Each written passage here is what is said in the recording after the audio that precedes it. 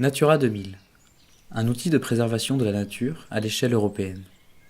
Le principe est simple, préserver la nature tout en maintenant les activités humaines. L'ostréiculture, l'agriculture, la sylviculture, mais aussi des activités de loisirs, comme la pêche récréative ou la randonnée, sont autant d'activités en lien avec la nature. Nous sommes tous concernés par la préservation de notre environnement. Le territoire de Morlaix Communauté est riche de 3 sites Natura 2000 dotés d'une diversité de paysages. Natura 2000 a comme objectif la préservation des oiseaux sauvages et d'assurer la conservation des milieux naturels et des espèces. Les monts d'Arrée. Ce massif montagneux à la beauté en apparence sauvage surplombe de vastes ensembles de landes. Les paysages ici sont très caractéristiques et en font un lieu grandiose, lui valant d'être intégré au parc naturel régional d'Armorique.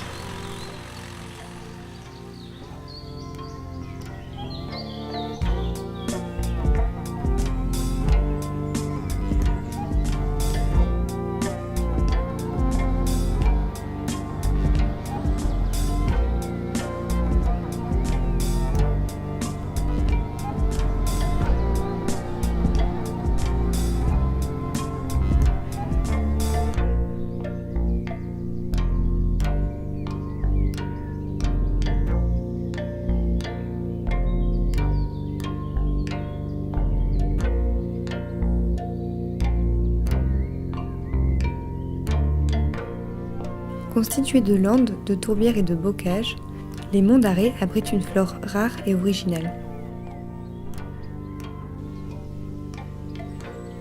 La drosera est une plante carnivore que l'on trouve sur le site. Son milieu de vie est vulnérable.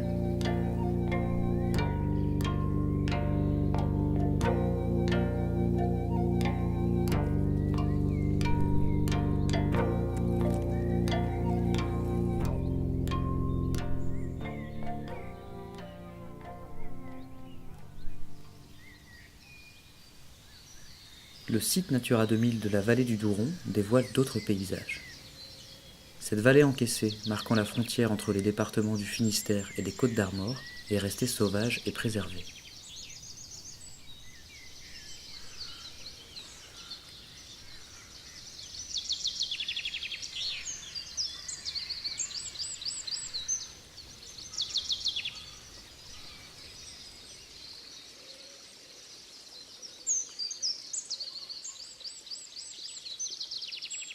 Sur les plateaux de la vallée, l'activité agricole est omniprésente et participe au maintien de paysages diversifiés.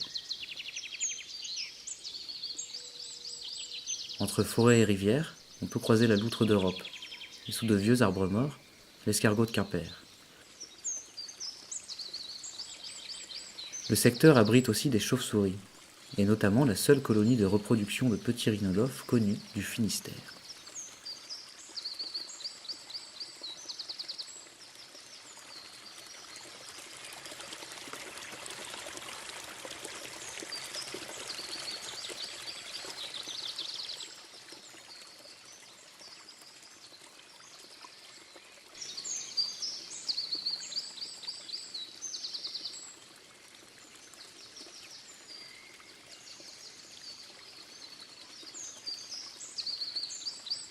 En s'immergeant dans la rivière, on peut découvrir une autre espèce emblématique, le saumon atlantique. Celui-ci possède un don exceptionnel. Il est capable de mémoriser l'odeur de sa rivière d'origine. Après avoir pris le large vers les îles Féroé, le saumon reviendra dans le Douron pour s'y reproduire. En suivant le cours de la rivière, on débouche dans la Manche. À quelques milles à l'ouest, le site Natura 2000 de la baie de Morlaix.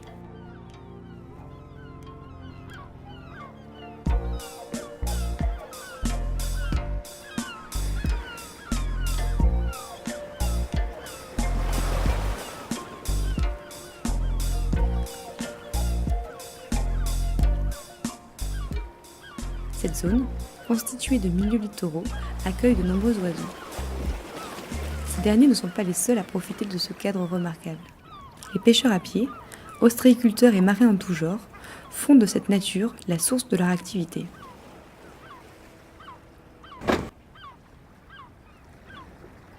La diversité des fonds marins abrite des milieux essentiels pour le fonctionnement de l'écosystème de la baie, notamment des herbiers de zoster, forêts de laminaires, des bancs de merle et des tombants rocheux aux couleurs éclatantes. Cet équilibre fragile permet l'accueil de mammifères marins comme le phoque gris, d'oiseaux côtiers hivernants et la présence de colonies d'oiseaux marins nicheurs.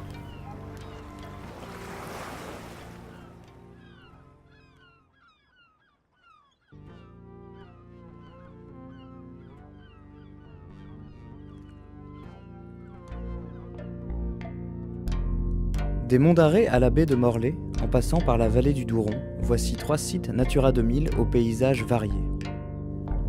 La mise en place de cette labellisation n'est pas un hasard. Ils possèdent des espèces et des milieux menacés à l'échelle européenne qu'il s'agit de préserver. Pour garantir la gestion durable de ces sites, la prise en compte des activités humaines est au cœur de la démarche. Afin d'atteindre cet objectif, de nombreux acteurs locaux travaillent ensemble sous la houlette des chargés de mission Natura 2000. Ainsi, gestionnaires, pêcheurs, agriculteurs, associations et élus s'associent pour réfléchir ensemble à la gestion et à la protection des milieux et des espèces. Des outils comme les contrats Natura 2000, les mesures agro-environnementales ou encore les chartes accompagnent les usagers et porteurs de projets dans cette démarche. Beaucoup de choses qui paraissent bien complexes, mais qui, sur le terrain, sont toutes simples. Natura 2000, c'est un élément important donc, de la politique de Morlaix Communauté, qui est une politique bien sûr de développement économique, mais en ayant un souci de développement durable et donc du respect des milieux naturels. Il y a donc 3 sites Natura 2000 qui sont importants. Celui de la baie de Morlaix, ici, celui de la rivière du Douron, sur laquelle nous menons déjà des opérations d'animation, et celui donc qui est en limite des monts d'Arrée.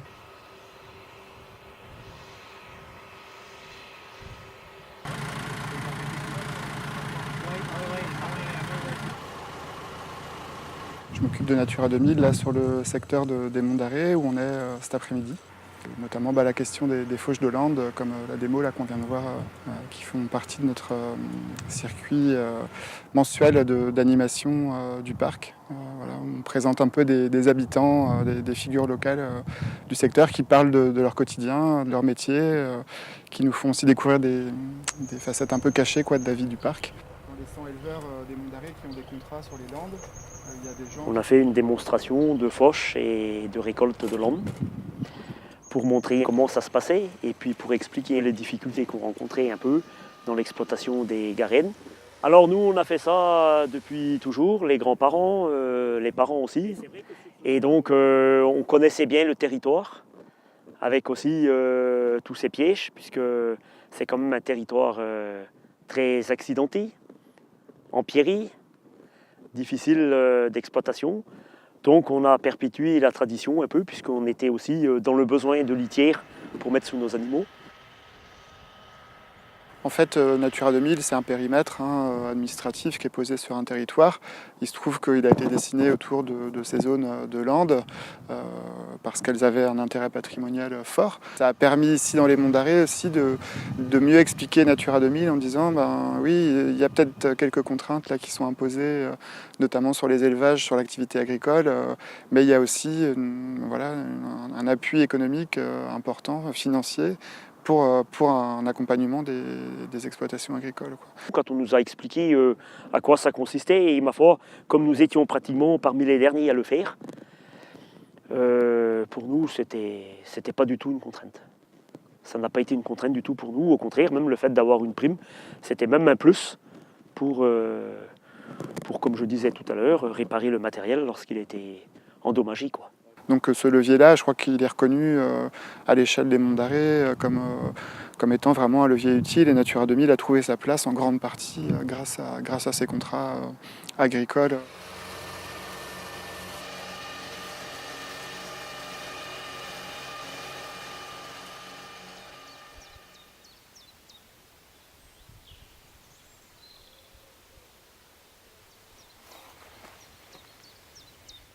On est bien dans un système de négociation, de discussion, et pour obtenir de consensus, on n'est pas dans l'opposition.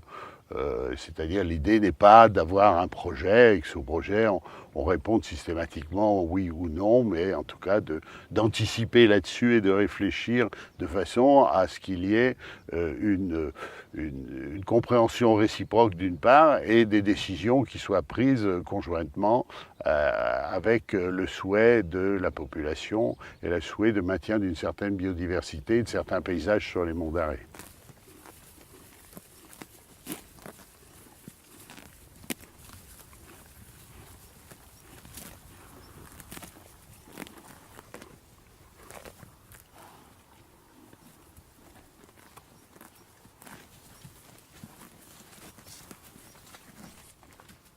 Donc là, on est sur les Landes du Cragou, on est sur une parcelle qu'on appelle la Molinée, qui est donc une tourbière, une lande tourbeuse, et qui est contractualisée Natura 2000. C'est-à-dire que les associations de protection de la nature ou les particuliers peuvent bénéficier d'un peu d'argent pour pouvoir les aider à mettre en place du pâturage, mais aussi de la fauche, de milieux naturels typiques du site Natura 2000 où on est, c'est-à-dire donc plutôt de la lande ou de la tourbière. Donc ici on a sur la réserve naturelle régionale, il y a bien sûr nous qui mettons nos bêtes sur les landes, que ce soit donc des vaches nantaises comme derrière ou des poneys d'Artmoor.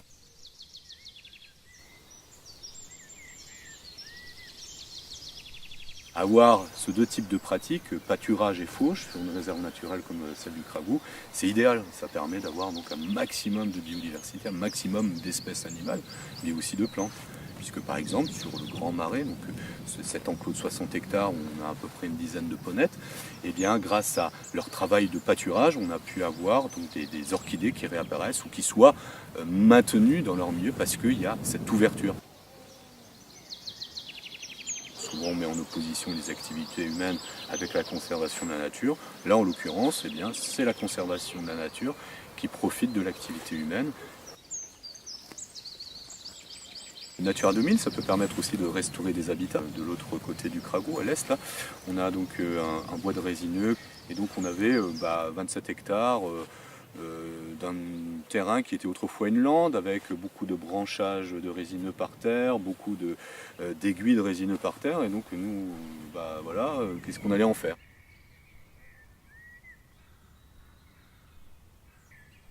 Et donc ça a été abattu et grâce à un contrat Natura 2000, entre autres, mais aussi à de l'argent du Conseil général, on a tout décapé, on a enlevé donc les branches et on a enlevé la litière d'aiguille, on a mis ça en andin. Donc c'est tous ces talus que tu vois là derrière moi.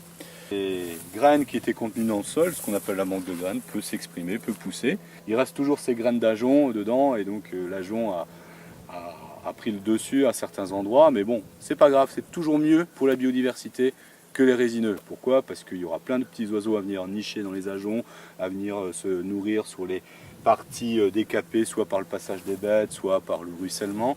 Et puis il y aura des animaux qui vont creuser des trous dans les andins pour pouvoir nicher, que ce soit des lapins, que ce soit des oiseaux, que ce soit des petites souris.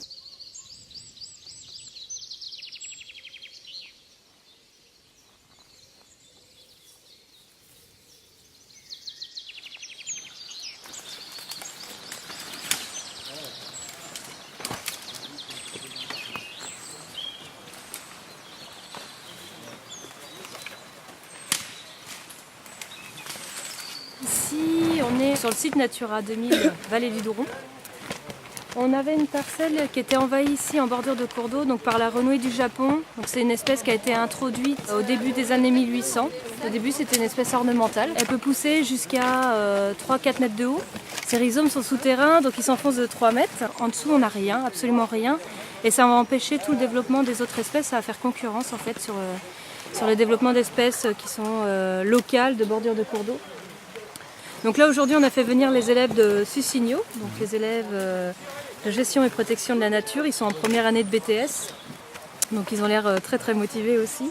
Puis on va intervenir manuellement en enlevant du coup au mieux les bases. Et du coup, l'objectif, c'est quand même d'affaiblir l'espèce. Donc ici, on a des propriétaires du moulin aussi qui sont motivés pour intervenir ici, sachant que là, on va travailler après, par la suite, dans un contrat.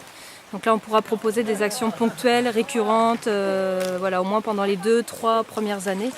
Depuis 2013, on mène des opérations d'animation qui ont trait donc d'une part beaucoup déjà à la pédagogie, donc avec des sentiers d'interprétation du patrimoine, avec du travail également donc avec des agriculteurs pour des opérations donc de préservation du milieu et de la rivière, et également donc des chantiers de débardage, de dessouchage qui sont destinés en fait à avoir une approche vis-à-vis bien sûr des acteurs locaux, mais aussi du grand public, donc sur des techniques permettant de valoriser le milieu en le préservant.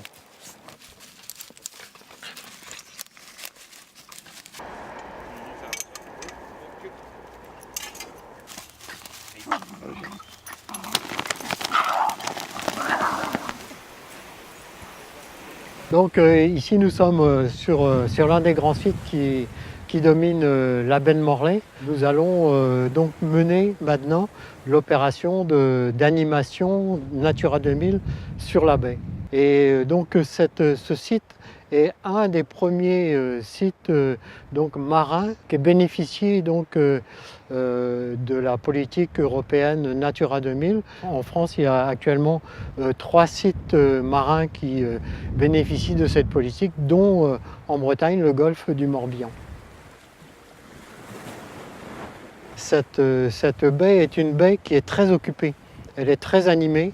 D'abord, il y a une population qui est très nombreuse sur ces côtes, mais il y a également donc des activités d'ostréiculture, de pêche, beaucoup de pêche plaisance, donc un attrait touristique qui est majeur pour nous, et il convient donc de le valoriser dans les activités qui sont existantes, tout en préservant le milieu. Alors ici, sur la baie de Morlaix, on travaille bien sûr avec des associations d'environnement, comme Bretagne Vivante, qui a déjà mené pas mal d'études sur les oiseaux. On va également avoir une gouvernance particulière, dans la mesure où on va co-animer avec donc, la communauté de communes du Haut-Léon, et également donc l'agence des aires marines, l'ensemble donc du site littoral et maritime. Donc les opérations d'animation maintenant vont démarrer donc à la suite du diagnostic qui a été porté et du projet qui a été validé par l'État. Le fait qu'il y ait donc ces possibilités de valorisation du milieu par Natura 2000 vise à préserver les activités marines donc, et la pêche traditionnelle. Ça doit donc donner de la synergie, disons, pour les opérations qu'on pourra mener sur la baie.